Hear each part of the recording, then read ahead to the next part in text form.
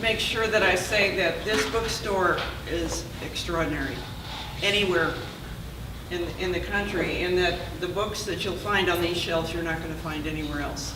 These are from small presses, obscure but not forgotten. Please help this bookstore stay alive.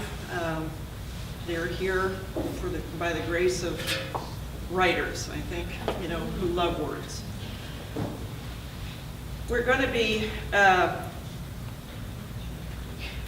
passing a hat, actually, at some point in the evening. I'm just going to give you a heads up about that. What we're trying to do is to raise some funds for Why There Are Words Press and to give tour support to the authors who are writing books that will wind up here and probably aren't going to be at the checkout stand at Target. All right. Bill McNeal. How many people here are in class with Bill? The reunion. Who will admit it? Okay. He won't, though.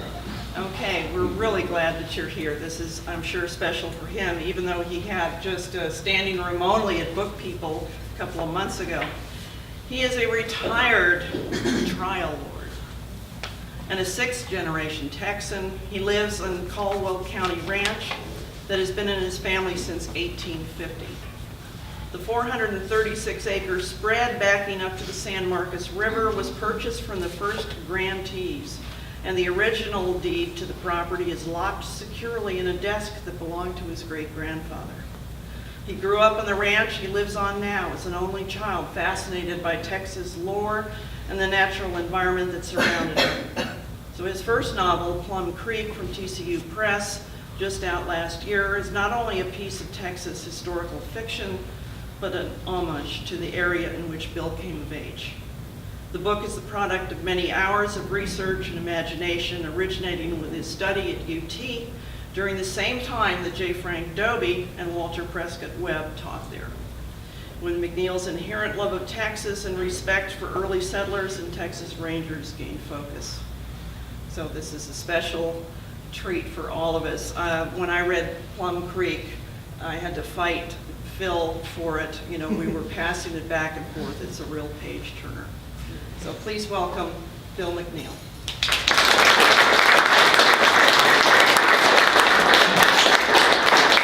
Thank you, Allison. Thanks, Malvern Books, for this opportunity.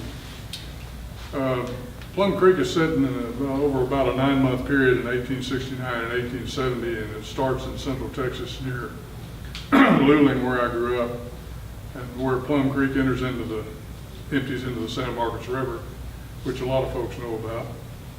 And the main theme is that of a half-breed renegade, half Comanche, who kidnaps a 14-year-old girl after he and his gang have killed off her family.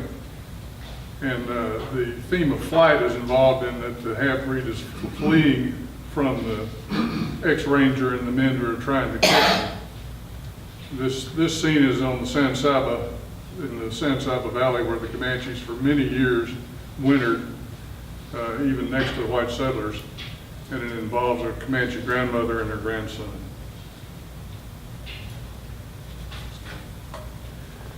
She was gathering firewood late in the day. The sun was already over the ridge beyond the river's high banks. The boy who had followed her was proud of his tracking and hunting skills. He was sure she had not seen him, but she turned and said his name quietly and respectfully, as if she had known he was there all along. He came out of the brush, his head down. "You want to ask me something," she said, tying a bundle of wood with a rawhide thong. "Abuela," he said, not noticing her wince at the use of the Spanish word. She did not like the tendency of the young to use Spanish. "I want to ask you about the white man, Capitan Yak." She finished the knot in the rawhide and stopped and looked at him. "You carry this bundle," she said. He picked up the bundle of wood she indicated, and she threw the one she had tied over her shoulder, holding it by the end of the rawhide. She then started downstream along the water's edge. He followed behind her until they reached a place where a rock cliff overhung a large boulder in the middle of the trail, and she sat down, dropping the bundle of wood beside it. He knew the place because his father had told him about it. It was an ancient council place. High up inside the concave rock overhang, one could see crude ancient drawings. He sat before her, crossing his legs. She waited for him to speak. "I've heard tell that Capitan Yak is a devil," he said. "I want to know about him. They say he was one of the men that came to the camp." "I will not talk to you in Spanish," she said in their native tongue, "but I will tell you more than about that man. It is about our people more than about him." "Forgive me, grandmother," he said in Comanche. "I will be blessed by your words." She stared into his eyes, and they did not waver. "Then I will tell you," she said.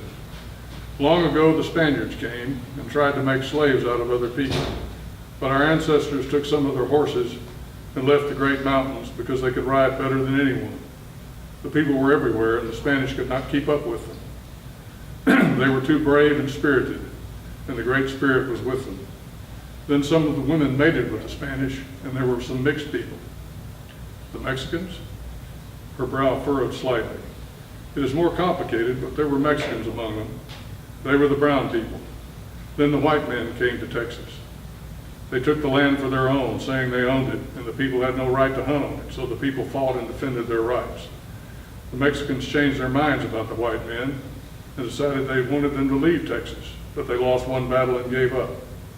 So the white men became the Texans, and they continued to fight and kill the people.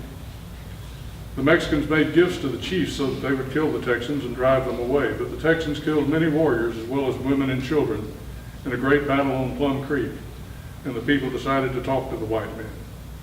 Many chiefs were invited to San Antonio to talk and went under a flag of truce according to the white man's rules, but once they were inside a large house, the white men said they could not leave and they had to fight to escape. Many of them died after the treachery of the white men. After that, it was kill or be killed." She paused. He was leaning forward, intently listening. "Diablo Yak was their best killer. He killed many warriors. Then he disappeared. Now he is back because the curse is not over." "The curse?" "There is a curse on the people for mixing blood with the Spanish and later with the white men. That is why the white men kill the buffalo and why they will not stop until all of the people are dead." "Why was Diablo Yak here in this place?" he asked. "Because of the one they call Leo," she said. "He is part of the curse on the people because his blood is all mixed up and he does not know who he is." "Then who is he, grandmother?" "Some say he is a demon sent by the evil one to fulfill the curse and cause an end to the last of the people.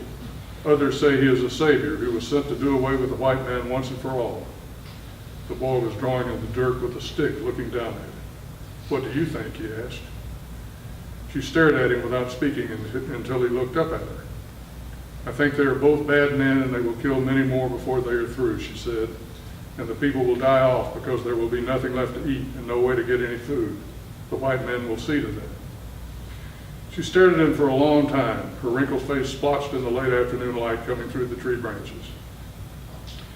When she was a girl, she believed that a savior of the people would come, and that he would be a boy much like this one, who would grow strong in body and spirit, who would become a great leader, and the white men would fall before him.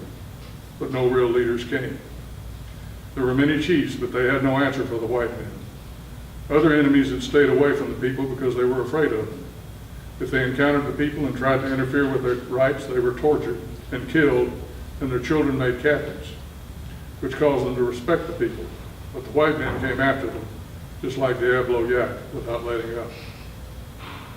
Her name was Setting Moon because she was born as the full moon was setting, but she now believed that her name meant that she was to see the end of her people. The people had always been safe wintering in the valley of the San Saba, near the place the white men called Peg Leg. The whites had left them alone. Now Diablo Yak had been here and was after the one with mixed blood, and the people were as deluded as the blood that ran through his veins. Each band was growing smaller and had to range farther to find food. She could foresee a time when the few survivors would be rounded up like the white men's cattle and pinned up.